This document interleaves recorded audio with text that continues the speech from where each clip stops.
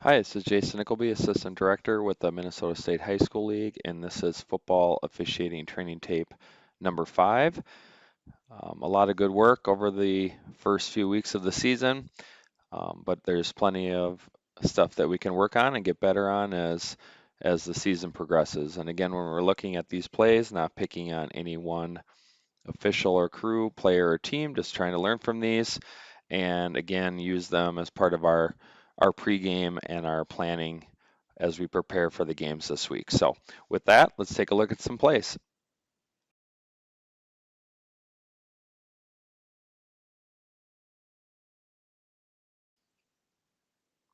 Okay, in this one, let's talk defensive pass interference. So 3rd and 6, fairly obvious passing situation.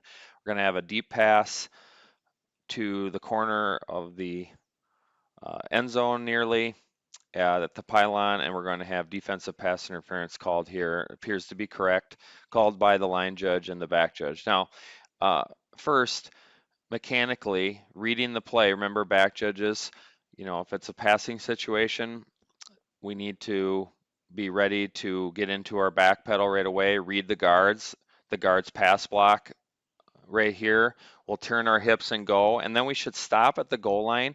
Remember, we're only going to come off the goal line if the back half of the end zone is threatened. And in this case, it's in the field of play, so that's not the case. So let's stop at the goal line, get stationary so that we can view this action as the play is developing. Same with line of scrimmage. We're going to leave when the pass is imminent and then get stationary at the time of contact, and then we can rule on it. And we're not even in the screen at this point, so it appears that we do that. So good work there. Then remember to finish the play. One of the most common mistakes that we make is we don't finish the play. So what is the result of this play? It's a incomplete pass, right? So we need to signal incomplete pass. Many times we use the stop the clock signal over our head on these types of plays. And if we're truly finishing the play, we signal incomplete and then we worry about the foul and how to move forward from there. So remember to finish the play. Then in looking at pass interference, we're looking for a category, just like holding. So, do we have an armbar, a cutoff, playing through the back, early contact, grab and restrict, hook and restrict? If you can put it in those categories where they're not trying to play the ball, they're playing the man, and that happens prior to the ball arriving, not simultaneously, but prior to, then we would have enough for a foul for defensive pass interference. And similarly, we could also have a foul on the offense if they did some of those same actions. So we need to evaluate the contact from the perspective of a category.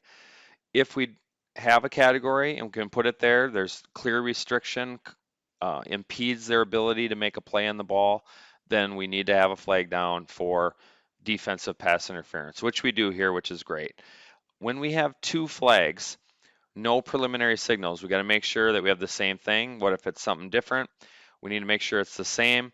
Then we can move on to reporting the foul to the referee to get into the announcement. If it's just one flag, we can, after we finish the play, we can get on the 020 or use our preliminary signal or both at the same time, pass interference, and then point towards the defense, give the referee the number. That way, the referee and the rest of the crew, for that matter, can get into the announcement and penalty enforcement aspect of this play. So, really well done by the back judge and line judge in getting a flag down. This is definitely defensive pass interference, but just a reminder on categories. We need to find one for pass interference. There needs to be that restriction that impedes their ability to play the ball.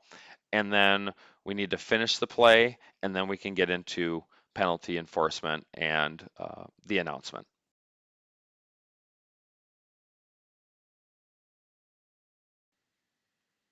Okay, free kick coverage here.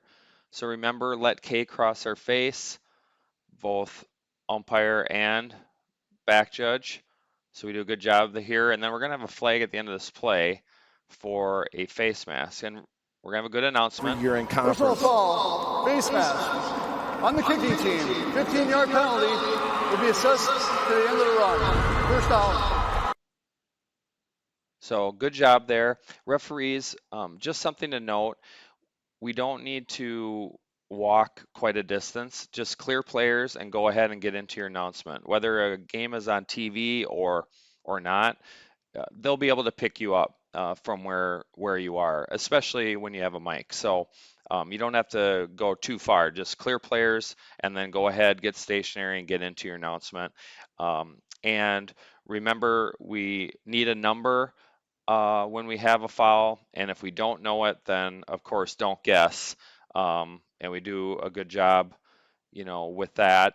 If we're not sure, we're going to announce that it's on the kicking team, but we would prefer a number. And remember that it's 15 yards from the end of the run since it's against the kicking team, which is the defense in this case because it's a running play. So that's how we're going to enforce that, and that's how we should announce it, and we'll have a first down after enforcement. So good pickup.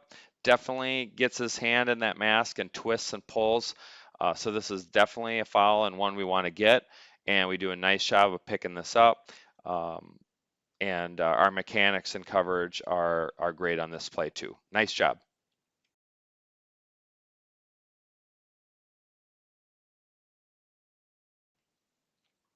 Okay, free kick coverage here. Short kick. So we're at the pylons, which is where we belong, so that's good. And then we'll work our way upfield. We're going to have a foul here. Good announcement. Personal foul, that back plate. horse collar tackle on the kicking team, number 9. 15 yards from the end of the kick. So well done there. 15 yards from the end of the run because it is a foul against the defense or the kicking team. So a running play here. So that's how we'd enforce this horse collar tackle that's called. So 9-4-3, we've harped on that. 9-4-3 fouls, we need to be all over, and we will always support safety related fouls. But with that in mind, let's take a look at the definition of a horse collar, which is in 943, and it's K. And a player cannot grab the inside, back, or side collar or the nameplate area, which is directly below the back collar of either the shoulder pads or the jersey of the runner, and subsequently pull backwards or sideward, which I didn't even know was a word until this rule, that opponent to the ground, horse collar, even if possession is lost. The horse collar foul is enforced as a live ball foul.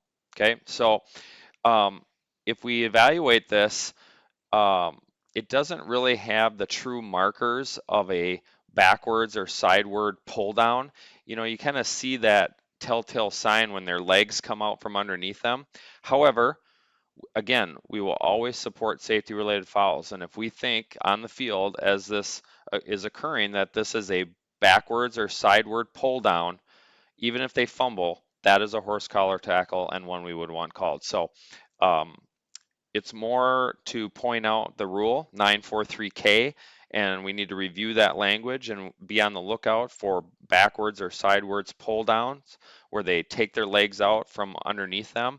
And if so, we would want a horse collar tackle called in that case. But review the rule. Again, 943, really critical to be on top of those. We were in this case, so well done by the officials.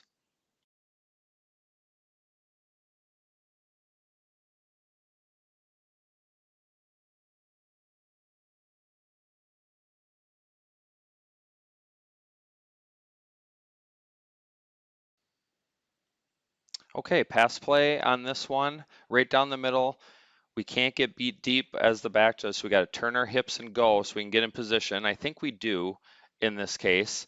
And then you see we have a foul for defensive pass interference.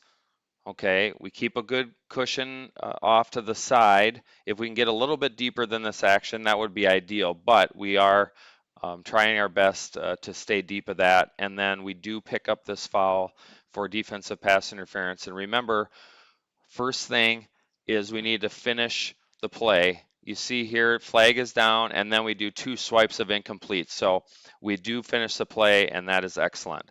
And then when we are evaluating the contact, remember we need to put it into a category, and this is clearly early contact, not playing the ball. You can put this into about 3 or 4 categories, I think, of defensive pass interference. And so this is a proper call for defensive pass interference. We're in good position. We finish the play, we use the category, and then we get into reporting the foul to the referee. Well done by the back judge on this play.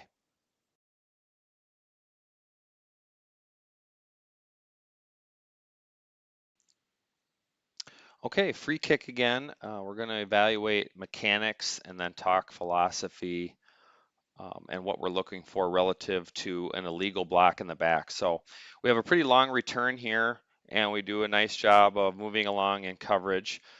Um, and we're in good initial position. Referees, don't vacate the goal line. Let's stay there, and even move over a little bit to be about 5 yards off of the return player, kind of like a punt return, like a back judge would. So move over more towards like the N, and I think we'd get a better vantage point relative to blocks at the point of attack, because they will present themselves as this return is developing. So let's move over a little bit as referee. Get over to the N, the right side of the N. I think we'll be in good position.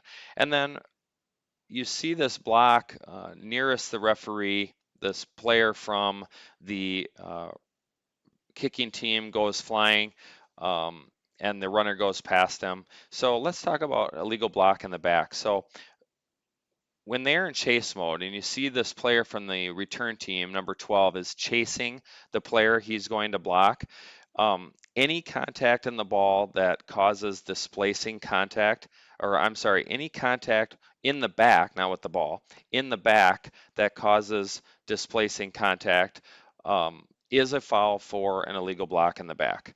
Okay. If they're on the same yard line, not chasing them, not in chase mode, then they can have some contact in the back, provided they have contact in the side or front as well. If they do that, then it's no foul. But in this case, this return team player, number 12, is clearly chasing the player he's trying to block. So any contact in the back that causes him to be displaced is enough for a foul for an illegal block in the back. And I believe in this case that there is enough. And a tactic that they're using now is they're throwing their hands in the air, kind of like a screening action. We're seeing a lot of that at all levels of football, which is way better than a blow up block or a blindside block. So that's great. However, even though their hands are in the air, if they're in chase mode and they use their chest, their hips, anything to have some kind of displacing action, a thrust into the back that causes them to go to the ground, is to displace them at the point of attack, would be enough for a foul for an illegal block in the back. And I think that is the case here.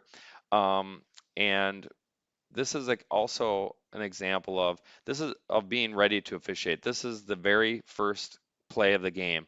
And when we miss a block like this on the very first play, it does damage our credibility a little bit. So we need to be ready to work, have our focus on that very first kickoff, and then let's be aware of blocks at the point of attack. Let's pregame as crews, who's looking where, who's responsible for that first wave of blocks, who's picking up the second wave, etc. Remembering that the forward progress spot and the ball those are the least important things on this play. Most important is to pick up bad blocks, and we want to be able to get this one on the first play, set the tone that we're paying attention, we're watching where we need to watch, and give everyone a good sense that we're on top of our game for tonight.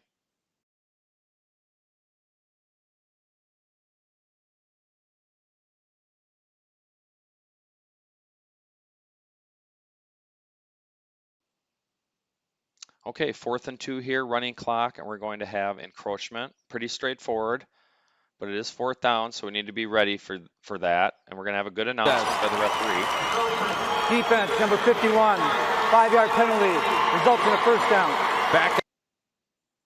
Okay, so nicely done there. We know that it's going to result in a first down. We knew that ahead of time as a referee. Remember, we're communicating with the referee, short five, long five, etc., so that when we get into announcements like this, we're ready. And then remember that we need to be on the lookout for false starts as well on fourth and short situations because they're trying to draw the defense potentially. I don't see anything like that here, but just be ready for it. And we don't have stemming rules in high school football. So just an awareness on that. Either they're in the neutral zone or they're not. And then on the last or the next play, you see that the referee has to come up and stop them before we wind it back into play. So umpire, I need you up between the quarterback and the center until the referee is ready to blow it ready for play and wind the clock because they're going to go ahead and try to snap this and we haven't even blown it ready for play or wound the clock, etc. So umpires, after you enforce the penalty, stick around between the center and the quarterback, pick up the referee. Referee can clear you and move you back to your spot. And then once you get back to the spot, referees, you can then blow it ready for play and start the clock as needed. So good job of getting the encroachment here. Nice announcement. Just let's try to clean up our in-between play mechanics and our focus relative to getting the next play off cleanly.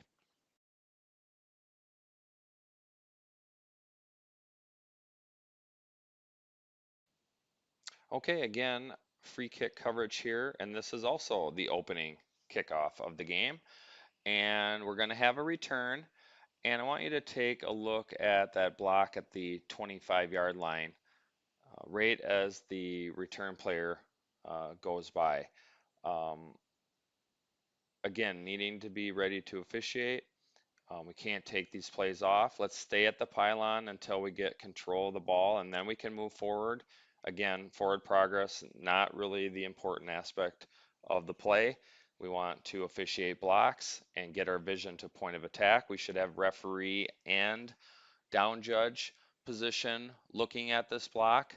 Um, and remember, when we're evaluating offensive holding, which is what this would be, remember that we need to answer a couple questions. Is it at the point of attack? In this case, I would say absolutely, goes right by him. Secondly, is there any kind of material restriction?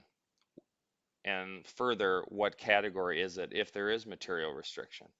Okay, so in this case, it sure appears that the defensive player initially grabs the return team player. And then as it continues to develop, the return team gets his hooks into him and holds on to him and takes him down as the runner is going by. Now, this is not the best look in the world at this action, so I'm going to defer to the officials who are on the field. I just want to point out a couple things. Mechanically and coverage wise, we need to have down judge and referee having a look at this block, evaluate it using the criteria I just discussed. Um, and then we need to be able to describe whether we have a foul or not, why we're making that decision. So if we're calling a hold here, we need to say point of attack, yes. Material restriction, yes. Grab and restrict or another category, yes. Then we can have a flag. Conversely, if we don't have a flag, you might have a coach who's wondering about this block. We need to be able to describe why not. Is it at the point of attack? Yes. Did you feel there was material restriction? No, maybe you felt that all the contact was initiated by the kicking team player, so therefore you have no foul. You need to be able to describe that and say why you do not have a foul. Because anytime a player hits the ground with a block, we need to be able to describe why that's the case. So again, I'm not going to criticize. I just want to point out where we should be looking and the criteria for holding and be able to piece all of that together to describe why we have a foul or not.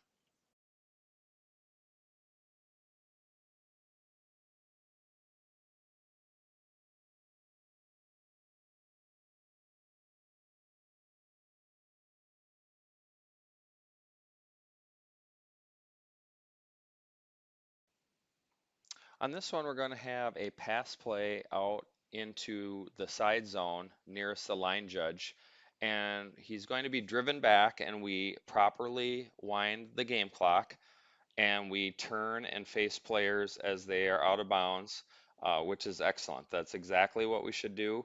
We need to, anytime there's a player of each flavor on the ground or by each other, we need to have a set of eyes on them, and we do that. However, once the players started to get up, we kind of turn our attention focus back to the field of play, make sure they're all the way off, they've completely cleared before we take our eyes off of them.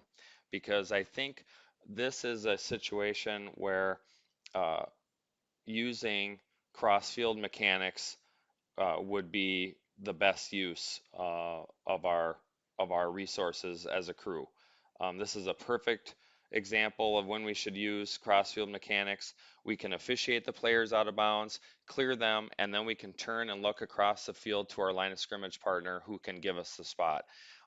If you see here on the replay, he gets hit at the 38-yard line, driven backwards. We wind the clock, which is correct, but then we're going to put the ball at the 37. So we're off by a yard on the spot, and I think crossfield mechanics could have helped us because we were in perfect position. We're at the line of scrimmage, we just turn and pivot, and then we work our way up the field in the white, officiate the players in the dead ball action, and then we should just look across the field and pick up our line of scrimmage partner because then we can get the spot from them. And I think if we do that, our spot is going to be much more accurate in this case, and we can still officiate the dead ball action and the sideline very well. So nice job of winding the clock. Nice job of being at the line of scrimmage, turning and pivoting. All of that is excellent, but let's use crossfield mechanics on this so we can have a much more accurate spot.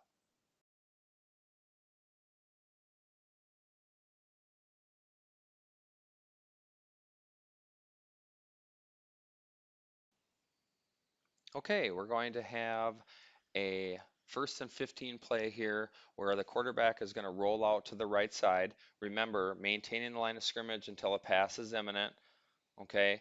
Because if we end up running this one and we need to be able to help with that, we turn and go, and we're going to have a nice completion down to about the 14-yard line or so, and you're going to see the ball come loose, and we're killing the clock as a line of scrimmage official and as a back judge. So um, great job getting down here, good hustle. We box it in, keep it between us, and that's great. Back judges, let's be careful on killing the clock. Certainly, we shouldn't do it first. This is the line of scrimmage official's decision, but we definitely don't want to be mirroring a signal just for the sake of mirroring. Okay, the clock operator can watch the line of scrimmage official. If they kill it, then they can stop it. If you look up and the clock's not stopped for some reason, then by all means get involved. But if you take a look at the replay here, you'll see that as we get near the sideline, the ball is going to get punched out prior to him being out of bounds. Now, the loose ball subsequently is touching the receiver still while he's out of bounds, which makes the ball out of bounds as well. So we're good there. But let's say that doesn't happen. Let's say the ball comes out prior to him touching the receiver, touching out of bounds, and then is in the field of play. If we're killing the clock as a back judge, we're going to be in trouble. Now, this is very difficult to officiate with a 5-person crew because this ball comes loose on the side of the receiver that's away from the line of scrimmage official and the back judge for that matter. And so maybe a field judge or side judge could get this, but just really difficult. I would say probably 100 times out of 100 in a high school game, we're going to call this out of bounds for stepping out of bounds before the ball comes loose.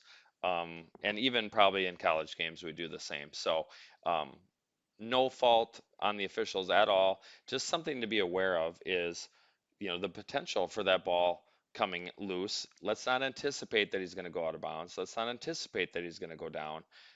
Just be ready for anything because anything can happen. And you see that that does happen here, but Just be ready for it, but good coverage. Just don't mirror signals. We don't want to get in trouble with mirrored signals. Anytime we're making a signal, you're telling me that you know how the ball became dead, and we don't really know that in this play. So just be careful on that, and be ready for anything that could happen on any given play. But overall, excellent coverage by the crew on this long pass.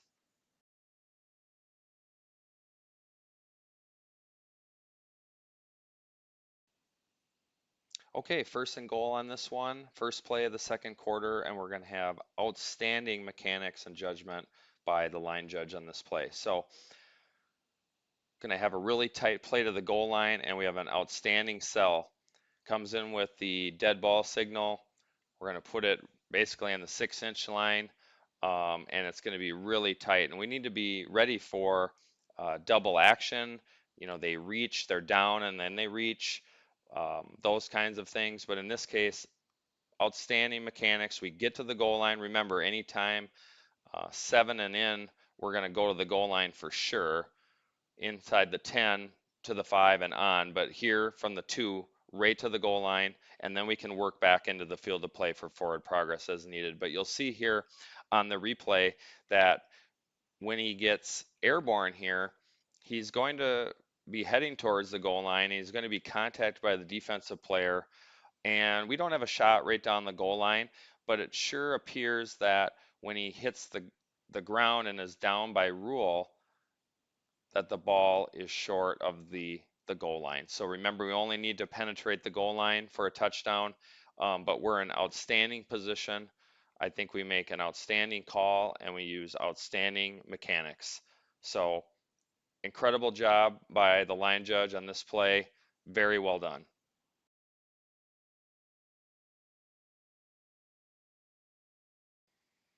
Okay, in this last one, we're going to have first and 10 from the 21-yard line going in. We're going to have a running play up the middle, and we're going to have a flag come in from the back judge off to the side, not into players, which is well done. Umpire comes in to clear players, maintains the end of the run, and we have efficient foul reporting to the referee, but make sure they have all the information, but we have a good announcement. Personal foul. Face mask. Defense number 55. Half the distance to the goal results in a first down. This right here. So remember, when we have a foul like this on the defense and the run ends beyond the line of scrimmage, we're going to enforce from the end of the run. And in this case, half the distance to the goal. And if that left us short of the line to gain, then we would just move on with repeating the down. In this case, half the distance is going to um, get us a first down, but just something to be reminded of. But the thing I like best about this is that we have a back judge that is invested in run play coverage. And with no umpire back there, we really need the back judge to engage and get involved in run block coverage, especially in the middle of the field.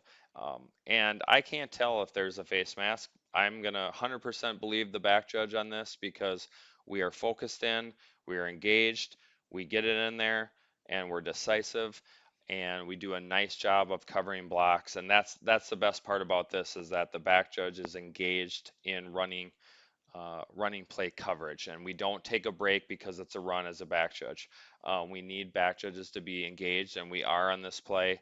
And as a crew, we just do a really nice job of coverage, communication, and penalty enforcement. Very well done.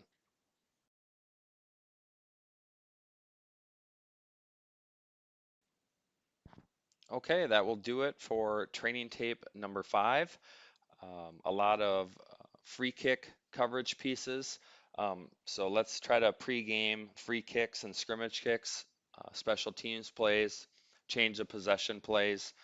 Those are ones that they don't happen very often, but they can certainly uh, bite us if we're not prepared for them. And they're so spread out, especially free kicks. So spread out across the field, and so we need to utilize our crew mechanics, mechanics manual expectations to put us in the best position to get the bad blocks and make sure that we're on top of those, especially right out of the gate as the game starts. So, good job this last week. A lot of good reports of good officiating. Let's keep it up. Let's do our best to try to clean up some of the mechanics pieces, rules knowledge pieces, try to piece those together as we go into our games this week. So keep up the good work, stay safe and healthy, and we'll talk to you next week.